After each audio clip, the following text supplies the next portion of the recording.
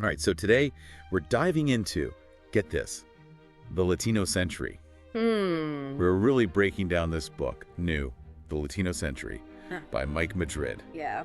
And trust me, you're going to want to hear about this. It's a good one. This is not just some dry political analysis. Right. This is about a major cultural and political shift. Yeah. That's happening in America right now. Absolutely. And I think what makes this deep dive even more interesting is that Madrid is not some commentator.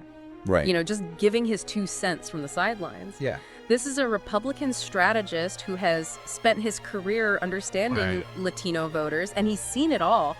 From working with Elton Gallegly, wow, a California congressman known for his really hardline stance on immigration, to then joining forces with the Lincoln Project, a group of Republicans who were actively opposing Trump's reelection. Right. So we're getting a perspective here, informed by decades of being in the trenches of American politics. And, you know, when you really get down to it, Madrid's central argument is so compelling. Yeah. He's saying, essentially, buckle up. Because we are on the verge of this complete transformation, you know? Forget what you thought you knew about American identity. Right. Latinos are about to redefine it. Yeah. And it's so much bigger than just the immigration debate, which is something that he really pushes back on. He does, and he really pushes back against this idea that Latinos are a one-issue voting bloc, while immigration matters, of course. Right. He really uses this book to emphasize that, just like any other group. Latinos care about jobs, education, and the economy. Right. And he criticizes both Democrats and Republicans for missing this point, actually. Yeah, and that's a pretty bold statement to make Okay. when you consider the numbers that he's laying out by 2040. Yeah. Get this, 70% of new homeowners in the U.S. are projected to be Latino. That's huge. That's not just a statistic. Right. That signifies this massive transfer of economic power and political influence. It's a mind-blowing figure. It is. And it underscores this crucial point that he makes, which is this isn't just about the future. This is about what's happening right now, today. Exactly. This demographic shift is already influencing elections. Yes. It's shaping policy. Right. It's forcing us to confront all these outdated assumptions we have about what it means to be American. And he gets really personal in this book, too. He does. About his own journey as a Republican. Yeah. He starts with Reagan, that, iconic City on a Hill speech. Right. Channeling this, hopeful vision of an inclusive America. Yeah, yeah. But then he gets a real wake-up call. He does. During his very first campaign experience. And this is where that Elton Gallegly campaign comes in. Right. It's 1992. Okay. Young Madrid, full of idealism, volunteering for this congressman. Yeah. And the experience was eye-opening, to say the least. I bet. It exposed this huge disconnect between the Republican Party's message and the changing demographics of the electorate. So imagine this young, enthusiastic Madrid ironing his best shirt, ready for an interview with Gallegly's campaign manager. Okay. And instead of being sent out to, canvass and connect with voters, he gets stuck in a back room removing stamps from envelopes. Oh, wow. Talk about a reality check. Right. What a letdown. Right. And Madrid uses this anecdote to illustrate a larger point, which is that both parties consistently misinterpret and misrepresent Latino voters. Interesting. He saw it firsthand with Gallegly, who relied on this divisive rhetoric about illegal immigration to appeal to a shrinking base, a tactic that would later become a cornerstone of the Trump playbook. Wow, so we've got a rapidly changing America, a Republican strategist's inside perspective, and all this compelling data pointing to this Latino century. Fascinating, right? But hold on, because Madrid's own journey takes a sharp turn. It does. It does. It really does. He goes from being so inspired by Reagan's inclusive vision to being completely disillusioned by what he sees as the Republican Party's full embrace of Trumpism. Right. And he doesn't hold back. Yeah. He calls it a betrayal. Wow. Of everything he believed in. Not just any betrayal. Right. This is deeply personal. It is. And remember his family story? Yeah. It's like the embodiment of the American dream. Right. Striving for a better life. Hard work, valuing education. Absolutely. And then comes Trump, launching his campaign by demonizing Mexicans. Yeah. I mean, for someone like Madrid, it felt like a slap in the face. It was a complete rejection of everything he thought the Republican Party stood for. Right. And that anger that, like, profound sense of betrayal, that's what fuels his work with the Lincoln Project. Right. And we'll delve deeper into that a little bit later. But the key takeaway here is that Madrid is grappling with these immense questions about American identity. Right. His own place in it all. Yeah. Against the backdrop of this demographic and political earthquake. It's a lot, and we're going to unpack all of it. We are. So, you know, one of the things that Madrid does really well in this book is he dismantles this whole, like, oversimplified notion of a Latino monolith. Right.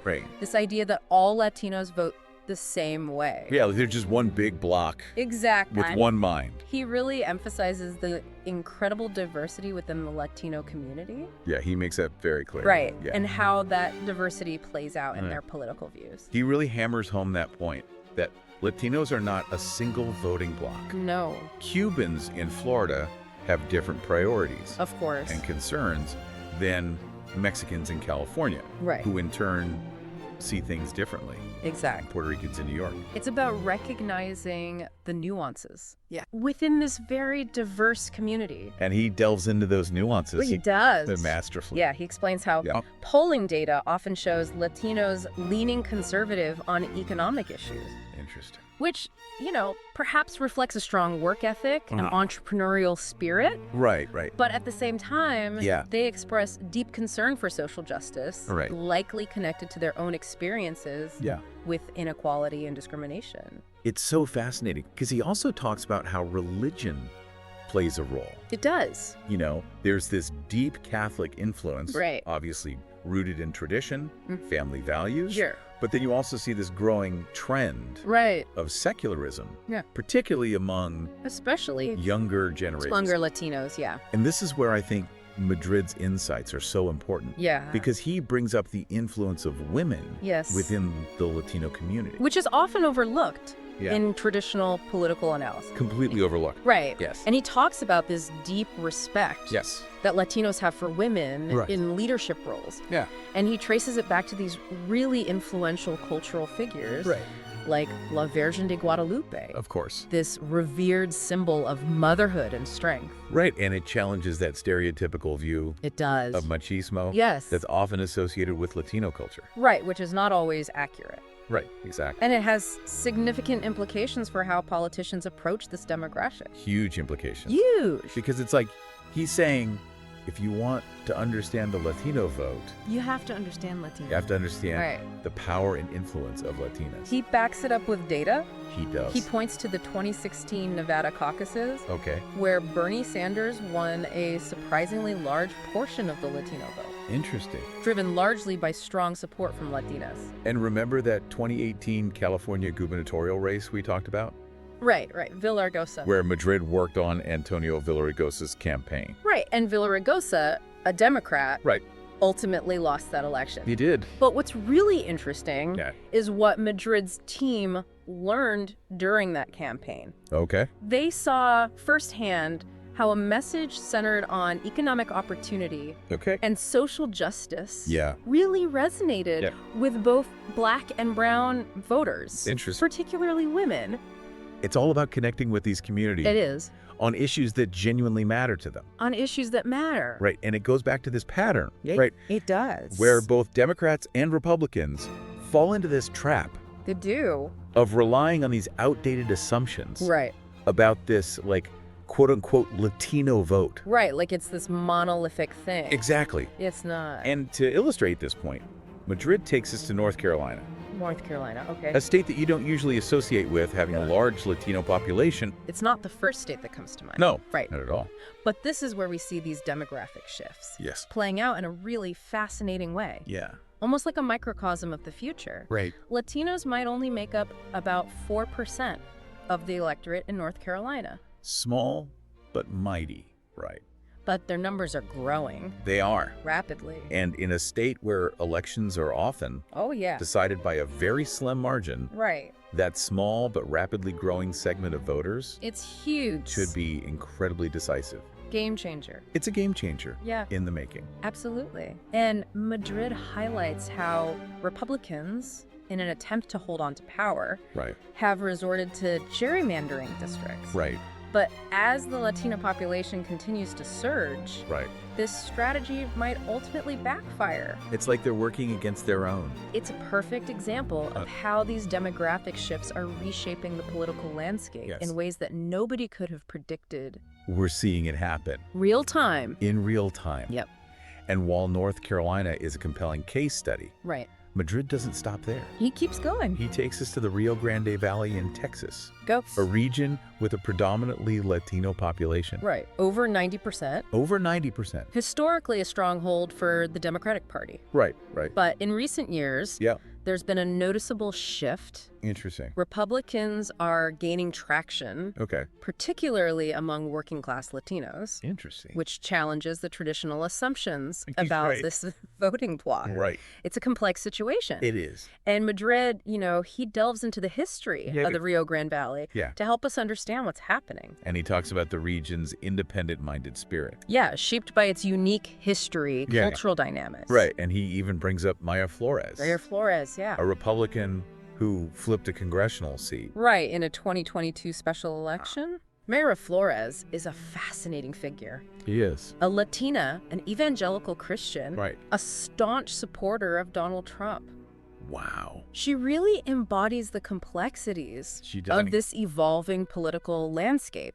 Her victory sent shockwaves through the Democratic Party because it demonstrated that Republicans could appeal to Latino voters on issues beyond immigration, particularly those rooted in, religion and family values. And that's a crucial point because this isn't just about Texas or North Carolina. This is happening nationwide. This is happening everywhere. Madrid talks about Arizona, another state experiencing rapid Latino population growth. Of course, a state known for its history of, political independence. He brings up Ruben Gallego. A Democratic congressman of Colombian Mexican-American descent. That's right. Who is challenging Kyrsten Sinema for her Senate seat. A former Marine who served in Iraq. Gallego represents a new generation of leadership. He does. He really does. And he's a progressive. He is. Who's not afraid to shake things up. Not afraid to shake things up at all. And Madrid sees his candidacy as a potential model. A potential model, for how Democrats can connect with Latino voters in a way that's both genuine and impactful. Authentically, Authentically. He's the real deal. It's refreshing, wouldn't you say? It is. It's a very different approach. And one that Madrid believes could be crucial. I think he's right. To the Democratic Party's success. I think so too. In this emerging Latino century. But he also cautions against complacency. He argues that Democrats have become too reliant on these, outdated assumptions about the Latino vote.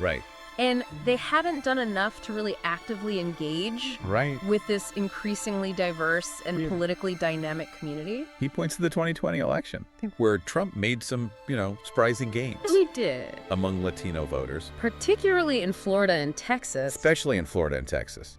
And Madrid argues that this should have been a wake-up call. A serious wake-up. For the Democrats. A clear sign that their approach needed a serious overhaul. A complete reboot, maybe. Absolutely. And it's not just the Democrats who need to reevaluate their strategies. Both sides. Madrid does not mince words. Nope. When it comes to his own party. He does not. The Republicans. He calls them out. He sees their embrace of Trumpism, the betrayal. Betrayal, of those core principles. Of inclusivity. That initially drew him to the party. Right. He's particularly critical of the Republican Party's relentless focus on this. I mean, it's all they talk about. Divisive rhetoric surrounding immigration. Immigration. Which he believes alienates a significant portion of Latino voters. It turns them off completely. Instead, he advocates for a return to those fundamental values of economic opportunity, social mobility, and a belief in the American dream. Values that he believes I think he's deeply resonate with the Latino community. Deeply. And he goes even further. He challenges businesses, community leaders, everyday citizens to step up. So we've covered a lot of ground. We have. We've looked at the data, explored these different perspectives. A lot of different angles. And even got some insights from Madrid's personal journey as a Republican strategist. But as we kind of wrap up this deep dive, the big question is, what does it all mean for the future? This is where it gets really interesting. Okay. Because Madrid's analysis, it goes way beyond just politics and demographics. Right. He frames this whole Latino century as this, like, pivotal clash between two really powerful forces. Pluralism versus tribalism. Help us understand that. Okay, so what does he mean? Madrid argues that America's strength has always been rooted in its ability to embrace diversity, to find, unity amidst differences. Right. He sees the Latino community as a really powerful embodiment of this pluralistic ideal, particularly their emphasis on family community, this unwavering belief in the American dream. But he's also sounding the alarm about the rise of tribalism. He is. Right? This us versus them. Us versus them mentality seems to be infecting everyone. Infecting our political discourse, our culture. Yeah, and he sees this rise of Trumpism as a symptom of this dangerous tribalistic impulse. Right. A retreat from those core American values of inclusivity and tolerance. Right. And he warns that if we allow these divisive forces to win, we risk unraveling the very fabric of American democracy. It's a scary thought. It is a scary thought. But despite all of that, all the challenges, Madrid doesn't seem to be giving up hope. He's not. And he sees the Latino community as a source of optimism. A testament to that enduring power of the American dream. He's not saying it's going to be easy, though. No, he's not saying it's going to be easy at all. Right. He says it demands a conscious effort from all of us Yeah. to really engage with the Latino community. Authentically. Authentically and meaningfully. And he keeps coming back to this, right? It's not just about, like, checking boxes. Checking boxes on a diversity checklist. Exactly. Right. It's about a much deeper... It's about really... Understanding, building relationships. Breaking down those barriers. Right, and he shares this, He does. really compelling story. He does. He talks about a trip he took to Ukraine in 2022. Wow. Okay. Just weeks after the Russian invasion. Wow. He was there to advise the Ukrainian government on their communication strategy. Oh, okay. And he was so moved by their commitment to pluralism, even in the face of existential threats. Can't imagine. He talks about this conversation he had with Rustam Umerov, who was Ukraine's chief negotiator with Russia at the time. Wow. And Umerov told him, look, our fight isn't just about territory or even democracy versus authoritarianism. Right. It's about proving to the world that a pluralistic democracy can actually work. That's amazing. And it was like a light bulb moment for Madrid. Yeah. Because he recognized those parallels between Ukraine's struggle and the challenges that we face here in America in terms of embracing diversity, creating a more inclusive society. Yeah. It makes you think about the Latino century in a whole new light. Exactly. Because it's not just about one group's ascendance. One group's rise. It's about the future of American identity. It is. It's about all of us. It really is. And that brings us to Madrid's final question. Okay. Can America rise to the occasion? It's a big question. Embrace its evolving identity. Right.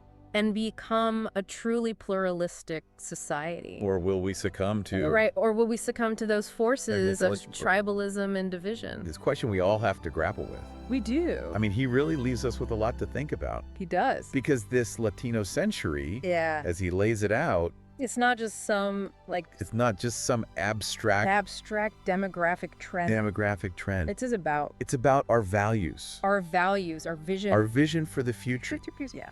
Our ability to live up to those founding ideals. The ideals of a truly inclusive America. It's a powerful message. It is. And I think that's what makes this deep dive so important. It's more than just a book review. It's a call to action. It is. It's a call to action for all of us. To really examine our own assumptions. Our own biases. Engage with these really crucial issues. Yeah, and contribute to creating a future. Where everyone has the opportunity. To thrive. To thrive, exactly. Yes.